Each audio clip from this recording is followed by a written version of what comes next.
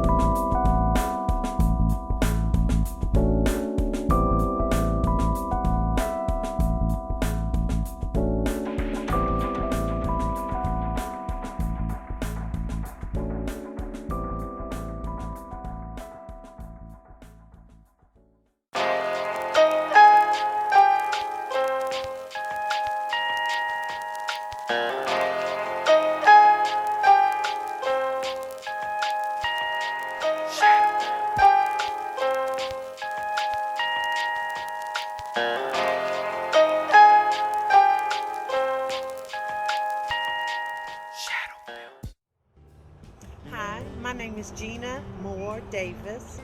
I am a product of Shepherd Square, born and raised here. I grew up in the community. I was very active at Presbyterian Community Center. I'm an avid roller skater, and that is exactly where I learned to roller skate under the instruction of Mr. Fred Stoner, who was actually one of the first trainers for the greatest, Muhammad Ali. Bates Memorial right down the street is the very first church that I set foot in. We learned how to interact with adults. We learned respect. We learned etiquette. This is my heritage. I will never forget where I came from, and I am proud to say that I am a product of Smoketown. During the time that they put this monument up in honor of Muhammad Ali, I had since married and moved away. However, I do have a brick with my name on it in the new PCC Community Center that's further down Hancock Street. I still give back to the community through way of my church, and I'm proud to say that I'm a product of Smoketown. In May 2011, Louisville received a $22 million federal Hope For award that will allow the demolition of the deteriorating Shepherd Square housing project and replacing it with new mixed-income housing. In Mayor Fisher's budget address of May 26, 2011, he said, "You all heard the exciting news this week about Shepherd Square. The project will have a value of $157 million over the next decade. Our budget includes $1.6 million to integrate the new development into the surrounding neighborhood. That will not only make the area a better place to live, but will set the table for private businesses that settle into the healthy neighborhood." I'm the owner of the R.G. Bates and Sons Funeral Home. My name is Jerry Valentine. Well, R.G. Bates Sons Funeral Home is the first African American funeral home in Louisville, Kentucky. It's been here since 1900. It's 112 years old. And we've been serving the community for years. My granddaddy was the owner of R.G. Bates Sons Funeral Home. And he used to have a soup line in the Depression of 1931. And many people hungry, didn't have a place to go. R.G. Bates Sons will help them to get them on their feet. Which it was a soup line, when they needed money, pay their rent and stuff. R.G. Mays, the son of Doug Farr. Also, R.G. Mays, the son today, still the same way. Now, then, forever, always. We help our family in time of need.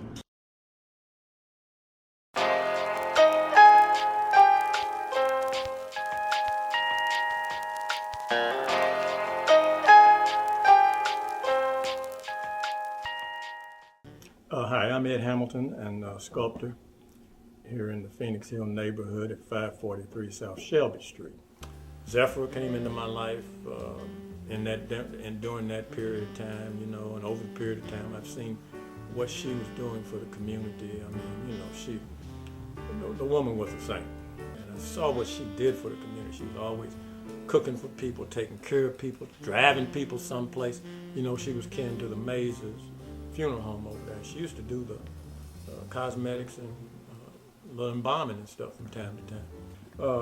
And she would get the big limo sometimes and be taking people to the grocery and stuff, you know. And then she'd get somehow she'd come up with another car or something. So she was just a wonderful person. And I can't say enough about her role in this community, you know. Smoketown is a neighborhood 1 mile southeast of downtown Louisville, Kentucky. Smoketown has been a historically black neighborhood since the Civil War. It is the only neighborhood in the city that has had such a continuous presence.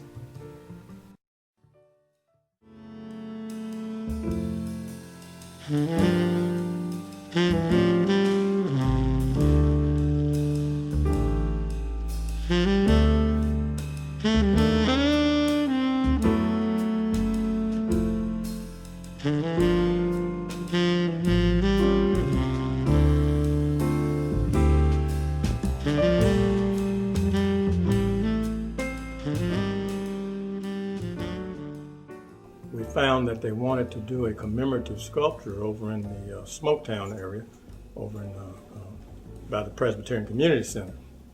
And so Zephyr knocked on the door one day. "Prayer partner, I gotta talk to you." I said, "What's up, babe?" "Oh man, we gotta get something together because they're getting ready to put something up over near the Presbyterian Community Center near Hancock and Lampton. And I got an idea about something." I said, "Okay." So she brought in a brown paper sack with a drawing of kind of a boxing ring. And she said, can we do something big like that?"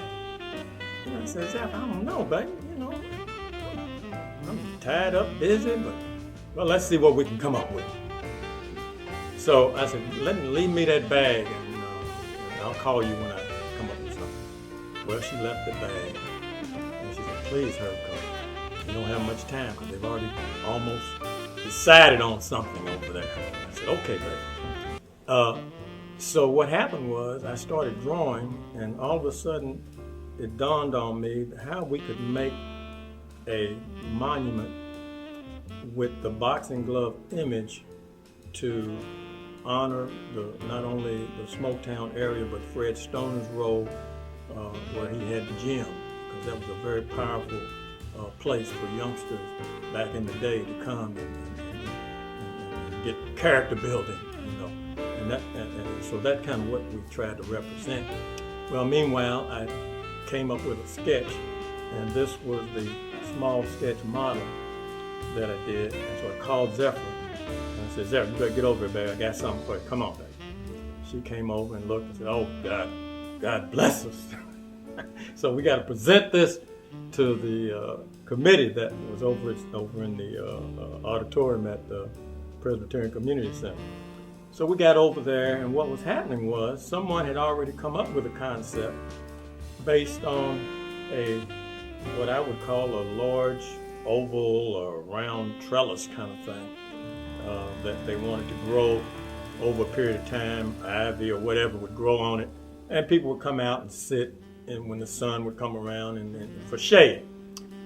And we kind of thought that was just to me, it didn't represent what Smoketown was all about. So finally, when our turn came, I said, Zeph, you ready to present this? He said, yeah, let's do it. And by the way, the project was being sponsored through the Board of Aldermen. Rhonda Richardson was the Board of Alderman person at that time for this area. So I took the model, set it right in the middle of the table where everybody was sitting around. And then I said, Zephyr, now let's explain what our concept is. And so she started explaining what the concept was all about and how it would be a wonderful showpiece.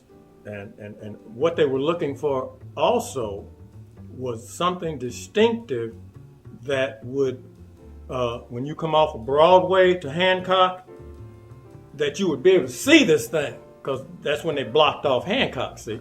So they didn't want nobody turning off of Hancock thinking, oh, I can come straight through and just drive right through this thing, see? So it needed to be something powerful up there that people would, oh, we can't get through here, you know. Even looking from Broadway, you knew you couldn't get through there, see? So we set it on the table, and something happened. Everybody looked.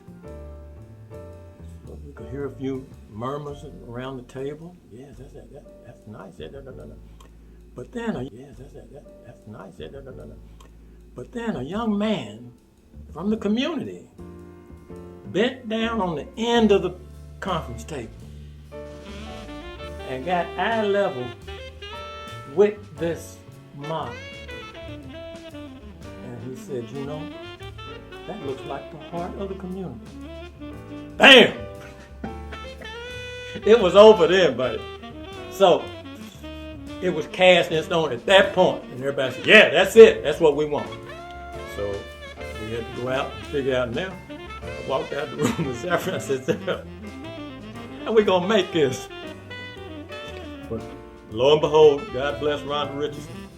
She appropriated the amount of money that it took. I found a fabricating company down at 15th and Portland Avenue and had them draw up the scale for it. And the scale was 12 foot. I wanted 12 feet up from ground level. So you couldn't miss it. And I wanted it in stainless steel because stainless steel doesn't rust. It is true that in the world we live in, nothing lasts forever. But it is up to us to record what was and what is in order to know what can be. It is true that in this world we live in, nothing lasts forever. But passing our story, our experiences, our triumphs and defeats, along from predecessor to pupil, keeps the heart and soul of a community alive, even without a physical representation.